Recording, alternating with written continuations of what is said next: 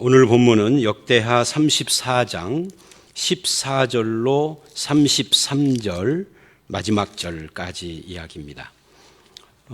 이제 여기는 요시야의 언약갱신 이야기인데요. 14절로 19절을 보면 요시야가 하나님의 말씀을 발견하는 그런 내용입니다.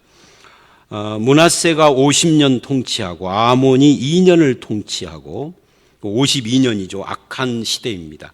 물론 므낫세는 말년에 회개를 했지만, 그리고 요시야가 18년을 통치했으니까 75년 이상 성전 구석에 방치되어 있던, 아무도 읽지 않는 거죠. 아무도 읽지 않으니까 찾지도 않고, 그런 세월이 75년을 지나다 보니까 율법책이 어디 있는지도 모르면 우리 집에 있는 성경책이 어디 있는지 어디다 뒀더라, 아무리 찾아도 성경이 안 보이는 거예요. 그런 거고 똑같은 거죠. 율법책이라는 것은 성경을 말하는 거니까. 약 200년 전에 요아스가 왕위에 오를 때에도 율법책을 전수받았습니다. 그게 23장 11절에 나오죠.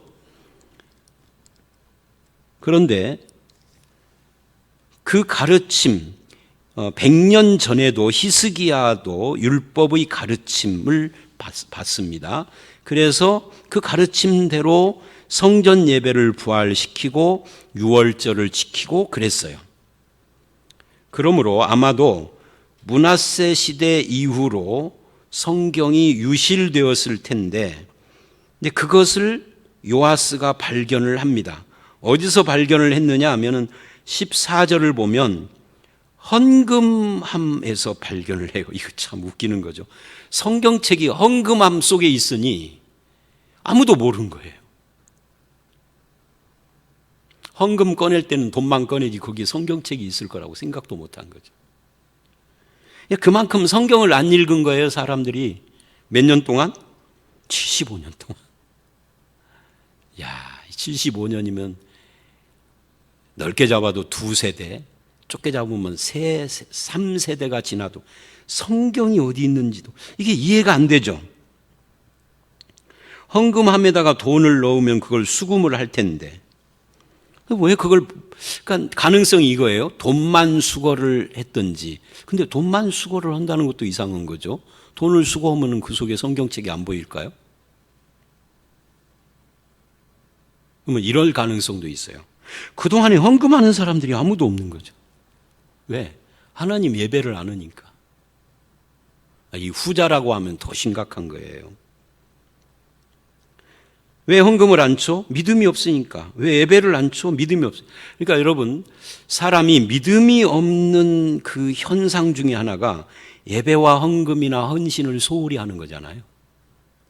헌금이 아깝고 예배의 시간이 아깝고 헌신하는 것이 쓰잘데기 없어 보이고, 예배만 드리면 됐지 교회 또 가 이런단 말이죠. 예배 없는 남편 집사는. 이 참, 왜 꼭 남편일까요? 여자가 아니고. 남자지만 저도 잘 이해가 안 돼요. 그런데 그거를 이제 성전을 수리하는 중에 발견을 했다 하는 거예요. 늦었지만 다행이죠. 그래서 우리는 여기서 이런 것을 알게 됩니다. 신앙의 개혁이라는 것은 항상 어디에 근거를 두느냐 하면은 내 생각도 아니고 어떤 인간이 쓴 책도 아니고 무슨 뭐 법도 아니고 전부 다 하나님의 말씀에 근거를 둔다. 그래서 19절을 보면 왕이 율법의 말씀을 듣자, 이게 무슨 말이냐면 15절에 율법책을 발견했습니다 하고 서기관이 그 책을 사반에게 주매 사반이 그 책을 가지고 왕에게 가서 율법책을 발견했습니다 하고 왕 앞에서 읽으니 19절 왕이 그 율법의 말씀을 듣고 반응을 해요. 즉시 반응을 합니다. 그래서 사실은 하나님의 말씀에 대한 반응은 신속할수록 좋죠. 요시야처럼 믿음으로 산 사람도 성경 앞에서는 회개할 일이 있는 거예요. 그래서 옷을 찢고 또는 옷을 찢거나 빤다 하는 것은 회개와 애통의 표시예요. 또는 거룩의 다짐이에요. 그러니까 회개하고 거룩을 다짐하며, 거룩이라는 것은 외모가 뭐 반듯한 것을 말하는 것이 아니라 내가 하나님의 것이 되는 거죠. 하나님의 소유가 되고 하나님 편이 되고 이 거룩이에요. 그래서 옷을 찢고 회개하고 애통하며 거룩을 다짐하고 그리고 자기만 그렇게 하는 것이 아니라 명령을 합니다. 뭐라고 명령을 해요? 그게 20절 하반절서부터 21절까지 쭉 23절까지 이어지는 거죠. 너희는 가서 나와 및 이스라엘과 유다의 남은 자, 이 남은 자라는 이 표현을 보십시오. 북왕국 이스라엘은 아수르에게 멸망했어요. 남왕국은 하나님의 징계 이후에 히스기야와 므낫세의 통치 시기에 아수르로부터 침략을 당했습니다. 그리고 그 이후의 상황이 지금 여기에요. 따라서 하나님의 징계와 심판을 경험하고 아직도 살아남아 있는 자들을 가리키는 겁니다. 그 남아있다라는 사실이 하나님의 은혜인 거죠. 그 남은 자들을 위하여 이 발견한 책의 말씀에 대하여 여호와께 물어라. 말씀을 지키지 않고 우리 조상들이 기록한 모든 것을 준행하지 아니하였으므로 하나님이 우리에게 진노하셨기 때문에. 그래서 왕이 그렇게 명령이 자기만이 아니라 온 백성들이 하나님의 말씀 앞에 어떻게 살아야 될 것인지를 하나님께 물어라 라고 명령을 하는데, 그러자 누구에게 가서 묻느냐 할 때 이게 참 놀라운 말씀이 나와요. 22절 23절을 보면 여선지자 훌다에게로 가서 물어요. 자, 이걸 보십시오. 여선지자가 존재한다라는 게 참 놀랍잖아요. 두 가지가 놀라운 거예요. 하나는 온 북왕국 이스라엘과 온 유다가 극심한 타락 가운데 있는데도 하나님의 선지자가 존재하고 있다 하는 것이 이게 놀라운 것이죠. 이 훌다라고 하는 말은 히브리어로 두더지예요. 그러니까 어디에 꽁꽁 숨어 있었던 것처럼, 두더지처럼. 그러니까 오늘 이 본문에서 언급하지 않았으면 훌다라고 하는 여선지자가 있었는지도 모를 뻔했죠. 그런 의미에서 오늘날도 하나님께서 택하신 숨어있는 백성들, 하나님의 숨어있는 종들이 존재할 것이다 하는 것을 우리는 미루어 짐작할 수 있습니다. 우리는 매스컴을 타고 책을 펴내고 하는 유명한 목사님이나 신학자들만 기억을 하지만 하나님 보시기에는 그들이 중요한 게 아니에요. 이 훌다와 같은 세상의 악과 어떤 어두움의 물결에도 휩쓸리지 않고 말씀을 지키고 믿음을 지키며 어두운 세상의 그 소금과 빛과 미랄이 되는 이런 사람들이 곳곳에 있다는 거죠. 그러니까 요시야가 가서 하나님의 뜻을 물어라 할 때 남은 자가 있을 뿐만 아니라 선지자가 있었고, 그리고 또 놀라운 것은 그 선지자가 여자였다는 거죠. 신약에 와서 우리 교단이 속한 합동 측도 여자 목사 안수를 안 주는 몇 개의 교단 중에 하나입니다. 합동, 합신, 고신 뭐 이런 데가 그렇죠. 옛날에는 많았는데 시간이 가면서 다 여자들에게도 목사 안수 기회를 다 개방을 하고 해서 지금은 안 주는 데보다 주는 데가 더 많아지기는 했어요. 근데 저는 개인적으로 우리 교단하고 상관없이 여자에게 안수 못 줄 것은 또 뭐 있어 라는 생각이에요. 신약에서 어떤 성경 구절을 근거로 듭니다. 근데 제가 그 성경 구절을 뭐 학자가 아니니까 면밀히 연구해 봤다기보다는 많이 읽어봤죠. 읽어보고 앞뒤 문맥을 보고. 근데 그게 여자에게 안수하지 말라는 근거로는 부족해요. 다른 의미를 가지고 있어요. 여기 있는 여전사님들도 다 목사 되라 이런 말은 아닙니다. 목사가 차고 넘쳐서 택시 운전을 하는 시대에 목사가 더 많을 필요는 없죠. 근데 남녀를 하나님의 사역하는데 꼭 제한해야 되는가 하는 근거가 명확하지는 않아요. 신약 성경에 한두 구절이 있지만 그것도 문맥을 보면은 꼭 반드시라고 하기는 조금 어려운 면이 있습니다. 하여튼 그거는 뭐 저는 교단에 속해서 교단을 따라가지만 개인적으로 그렇다. 근데 신약보다 훨씬 오래 전인, 여러분 보세요. 지금보다 이때가 2600년 전이란 말이죠. 2600년 전에 이미 하나님은 여자를 선지자로 세웠어. 그 선지자가 신약의 목사하고 연결되는 거 아니에요? 말씀 전하는 자. 이거 우리가 어떻게 생각해야 할 거예요? 뭐 선지자 드보라라든지 이런 사람들 뭐 말할 것도 없고요. 사사. 자, 어쨌든 하나님의 말씀을 읽고 이해하고 하나님께 묻고 선지자가 존재하고 그것도 여자 선지자라는 거. 그리고 이 여선지자 훌다가 그것을 해석하고 적용할 능력까지 있다는 거. 이걸 누가 인정하는 거예요? 22절을 보면 대제사장인 힐기야가 이 여선지자를 인정하고 있다는 거. 이런 모든 것들은 우리에게 놀라움입니다. 하나님의 역사. 하나님의 역사는 지금도 이런 시대에도 계속되고 있구나.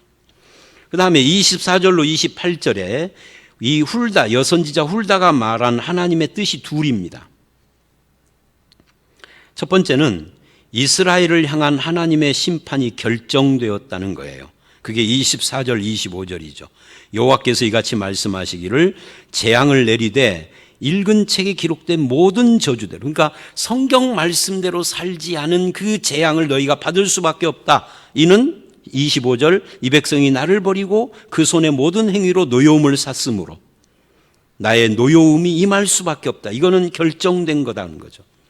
아무리 요시야 같은 믿음의 왕이 있어도 이것을 돌이킬 수는 없다.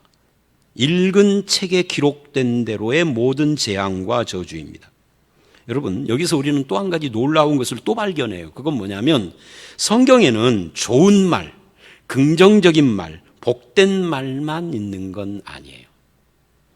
저주도 있고 재앙도 있고 심판도 있어요. 근데 우리는 한쪽에 눈을 이렇게 닫아요. 마음을 닫아요. 그리고 좋은 말, 긍정적인 말만 자꾸 해요. 아니에요. 성경은 양쪽 다가 있어요. 성경에는요, 축복의 산만 있는 것이 아니라 저주의 산도 있어요. 그게 에발산과 그리심산이잖아요. 양쪽이 다 있는 거예요. 신명기에서 우리는 축복장이라는 것을 보는데 실은 축복장의 축복은 14절밖에 없어요. 그것의 3배가 되는 구절이 저주예요. 심판이에요. 우리는 한쪽을 막아요. 하나님의 재앙 또는 심판 이런 것들에 대해서도 문을 열고 봐야 합니다. 왜? 보는 이유는 내가 저주받고 재앙을 받자 심판받자가 아니라 그 저주, 재앙, 심판의 길로 가지 않기 위해서죠. 양쪽을 다 봐야 하는 거죠.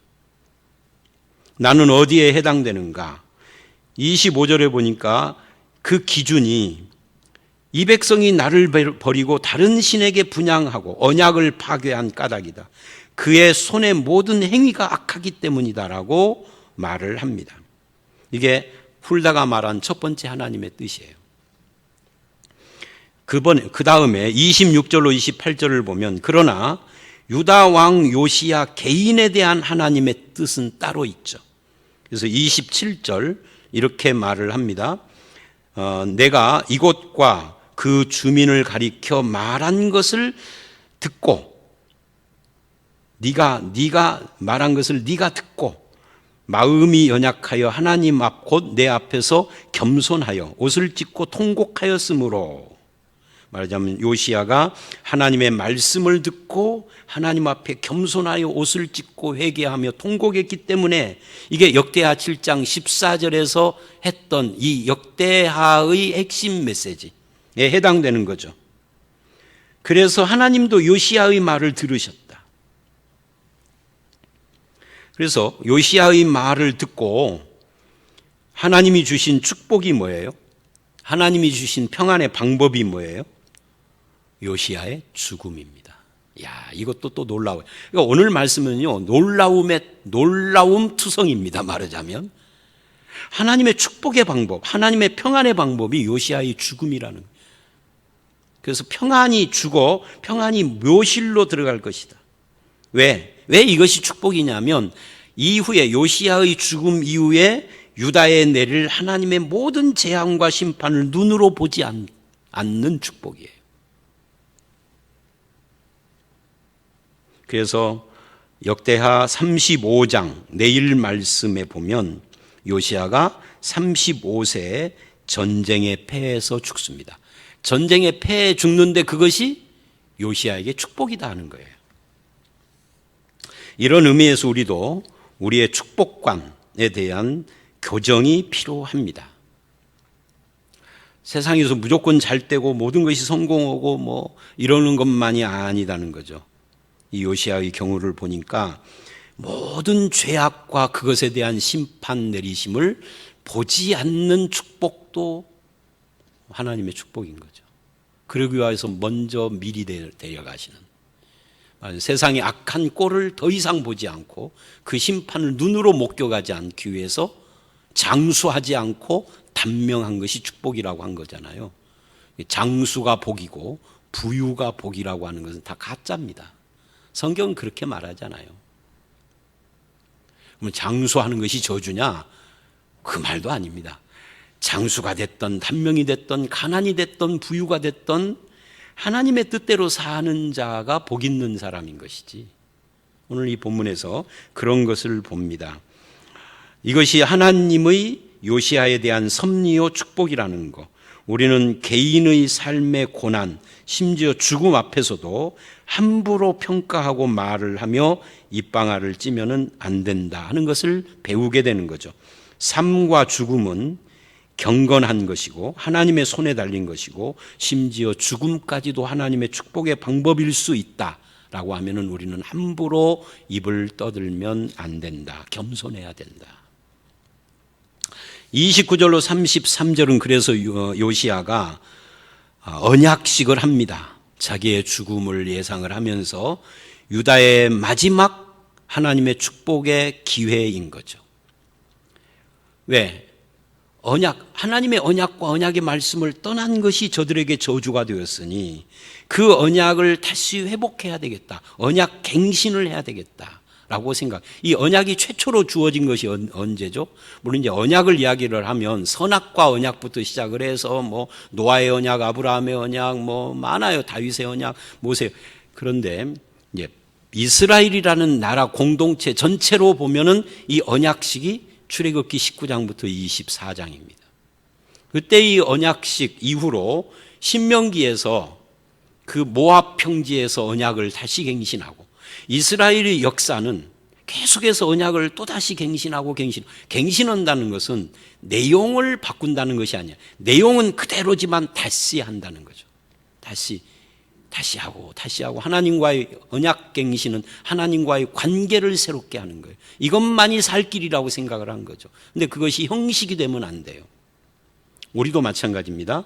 이제 신약에 와서는 언약의 갱신이 아니라 언약의 성취가 뭐예요? 예수 그리스도의 십자가 부활입니다.